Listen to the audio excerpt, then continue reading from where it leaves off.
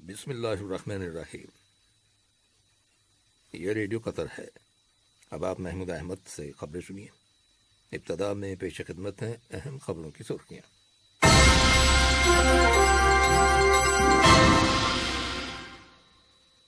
آج صبح البحر پیلس میں صاحب اسم امیر سے قطر کے دورے پر آئے ہوئے روز نیفٹ آئل کمپنی اور کنوکو فلپس آئل کمپنی کے چیف ایگزیکٹو آفیسرز نے ملاقات کی۔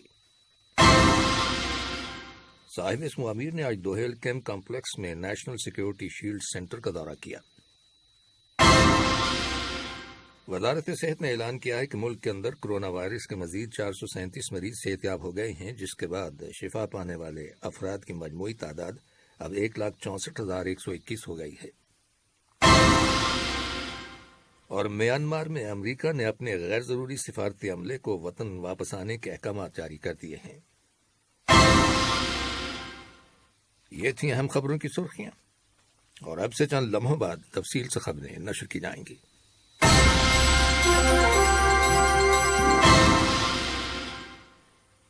لیجیے اب آپ تفصیل سے خبریں سنیے۔ آج صبح البحر پیلس میں صاحب اسم امیر شیخ تمیم بن حمد آل ثانی سے روز نیفٹ آئل کمپنی کے چیف ایگزیکٹو آفیسر ایگور سچین اور کنوکو فلپس آئل کمپنی کے چیئرمین اور chief executive officer Rayan lens نے الگ الگ ملاقات کی، جو اس وقت قطر کے دورے پر ہیں۔ ان ملاقاتوں میں قطر اور دونوں آئل کمپنیوں کے تعلقات اور انہیں فروغ دینے کے وسائل کے بارے میں تبادلہ خیال کیا گیا۔ صاحب اسم امیر شیخ تمیم بن حمد آل ثانی نے اسپین کے بادشاہ فلپ ششم کو ایک تحریری پیغام ارسال کیا ہے، جس کا تعلق دونوں ملکوں کے تعلقات اور انہیں فروغ دینے سے متعلق معاملات سے ہے۔ اسپین میں قطر کے سفیر عبداللہ بن ابراہیم الحمر نے اسپین کے وزیر خارجہ ارنچا گنزالیس کے ساتھ ملاقات کی اور انہیں اسپین کے بادشاہ کے نام صاحب اسم امیر کا پیغام پہنچایا۔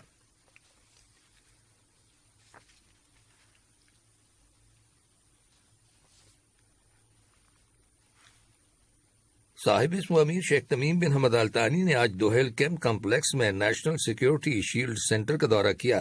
اس دورے کے دوران صاحب اسم امیر کو ناقابل تسخیر حفاظتی خطوطی 2021 ایکسرسائز کے بارے میں بریف کیا گیا، جو قطر کی مسلح افواج اور امریکی فورسز کے درمیان تعاون سے منعقد ہوئی۔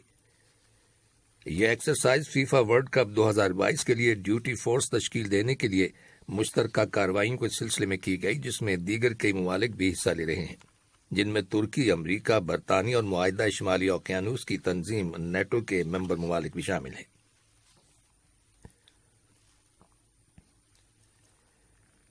آج دیوان امیری میں وزیر اعظم اور وزیر داخلہ شیخ خالد بن خلیفہ بن عبدالعزیز آل ثانی کی صدارت میں قطر کی کابینہ کا ہفتہ وار باقاعدہ اجلاس منعقد ہوا، جس میں ملک کے اندر کرونا وائرس کے پھیلاؤ کو روکنے کے لیے احتیاطی تدابیر پر عمل درآمد بدستور جاری رکھنے کا فیصلہ کیا گیا۔ کابینہ نے پرائیویٹ ہاسپٹلز اور ہیلتھ سینٹرز میں سوائے ایمرجنسی کیسز کے دیگر تمام میڈیکل سروسز کی سہولت منقطع کرنے کا بھی فیصلہ کیا۔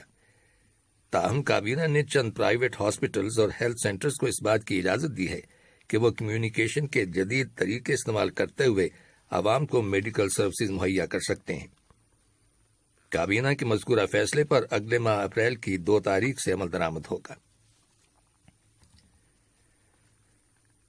نائب وزیر اعظم اور وزیر خارجہ شیخ محمد بن عبد الرحمن آل ثانی نے کہا ہے کہ قطر نے شام کے انسانی سانحے کے اثرات کو کم کرنے کے لیے $100 ملین کی مالی امداد دینے کا اعلان کیا ہے۔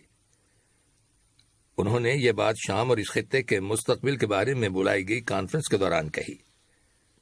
برسلز میں ویڈیو کمیونیکیشن کے ذریعے منعقد کی گئی اس کانفرنس سے خطاب کرتے ہوئے انہوں نے کہا کہ ریاست قطر اپنی عالمی ذمہ داریوں کے پیش نظر شام کے عوام اور اس خطے کو درپیش مشکلات کو کم کرنے کی غرض سے اجتماعی مدد کی اہمیت پر زور دیتی ہے۔ نائب وزیر اعظم اور وزیر خارجہ نے مزید کہا کہ قطر تشدد اور دہشت گردی کا مقابلہ کرنے کے لیے قومی، علاقائی اور بین الاقوامی سطحوں پر باہمی تعاون کے معاملے میں ایک نمایاں فعال کردار ادا کر رہی ہے، جس کا مقصد عالمی سطح پر امن و سلامتی کو مضبوط بنانا اور مقامی طور پر دہشت گردی کے مظاہر کی روک تھام کرنا ہے۔ انہوں نے کہا کہ ان مقاصد کے حصول کے لیے بین الاقوامی اور علاقائی سطح پر کی جانے والی کوششوں کو کارگر اور کامیاب بنانے کے لیے بھرپور تعاون کی ضرورت ہے۔ نائب وزیر اعظم اور وزیر خارجہ نے اپنے خطاب میں کہا کہ قطر شام اور عراق کے اندر امن و سلامتی کو بحال کرنے کے لیے آئندہ بھی انسانی مدد کا سلسلہ جاری رکھے گا۔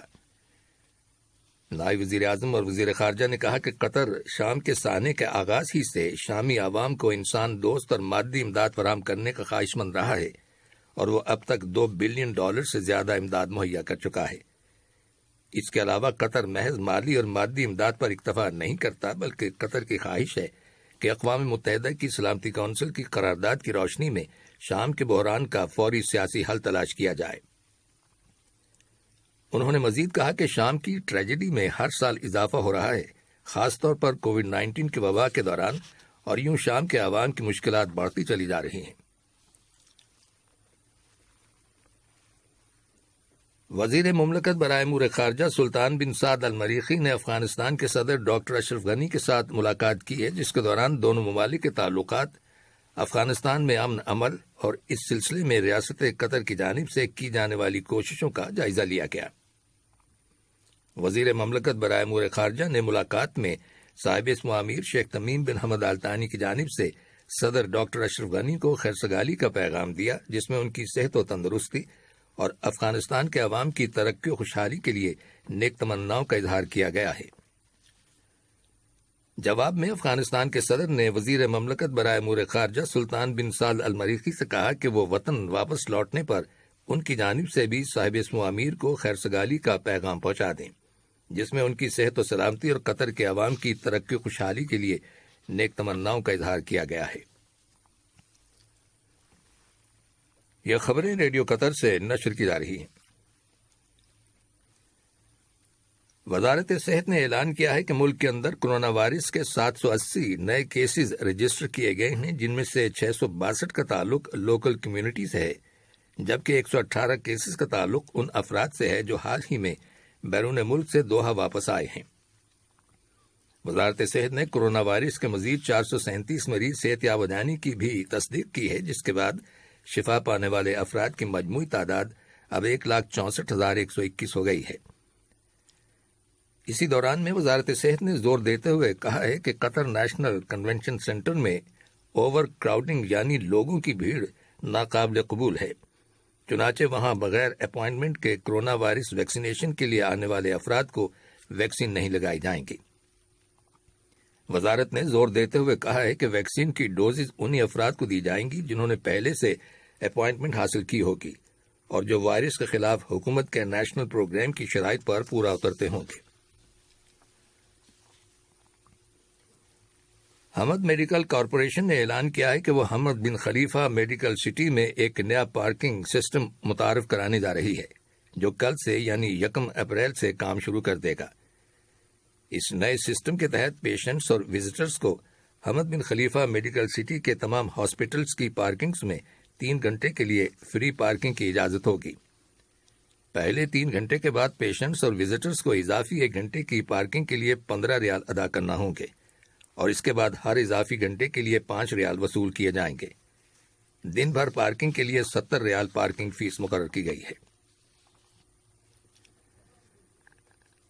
تاجکستان کے دارالحکومت دوشنبے میں heart of Asia Istanbul process کی 9ویں وزارتی کانفرنس کل ختم ہو گئی، جس کے اختتام پر ایک مشترکہ اعلامیہ جاری کیا گیا، جس میں کانفرنس کے ممبر ملکوں نے افغانستان کے اندر بحالی امن کے حصول کے لیے علاقائی کوششوں کو تیز تر کرنے پر اتفاق رائے کا اظہار کیا ہے۔ مشترکہ اعلامیہ میں افغانستان میں جاری تشدد کے واقعات پر تشویش کا اظہار کرتے ہوئے فوری اور مکمل جنگ بندی کی ضرورت پر زور دیا گیا ہے۔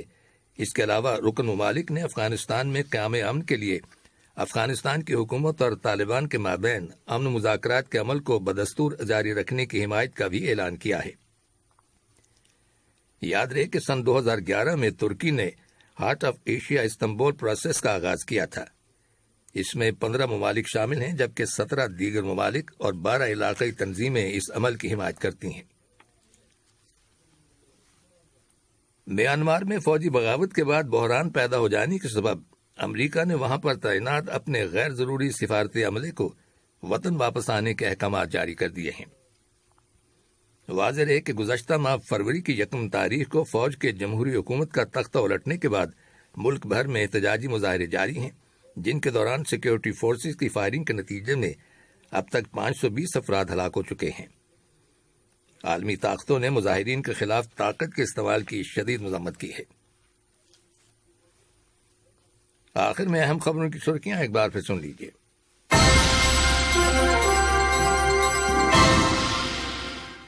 آج صبح البحر پیلس میں صاحب اسمو امیر سے قطر کے دورے پر آئے ہوئے روز نیفٹ آئل کمپنی اور کنوکو فلپس آئل کمپنی کے چیف ایگزیکٹو آفیسرز نے ملاقات کی۔ صاحب اسمو امیر نے آج دوحیل کیمپ کمپلیکس میں نیشنل سیکیورٹی شیلڈ سینٹر کا دورہ کیا۔ وزارت صحت نے اعلان کیا ہے کہ ملک کے اندر کرونا وائرس کے مزید 437 مریض صحت یاب ہو گئے ہیں، جس کے بعد شفا پانے والے افراد کی مجموعی تعداد اب 1,64,121 ہو گئی ہے۔ اور میانمار میں امریکہ نے اپنے غیر ضروری سفارتی عملے کو وطن واپس آنے کے احکامات جاری کر دیے ہیں۔ ریڈیو قطر سے خبریں ختم ہوئیں۔ السلام علیکم دوستوں، میں ہوں شیخ نور۔ مجھے امید ہے کہ ویڈیو آپ کو انفارمیٹو لگی ہوگی۔ اسی طرح قطر اپڈیٹ آتے رہنے کے لیے میرے یوٹیوب چینل گپ ship with Sheikh Noor YouTube channel کو سبسکرائب کیجیے اور اس ویڈیو کو لائک، کمنٹ اور شیئر ضرور کیجیے۔ Thank you.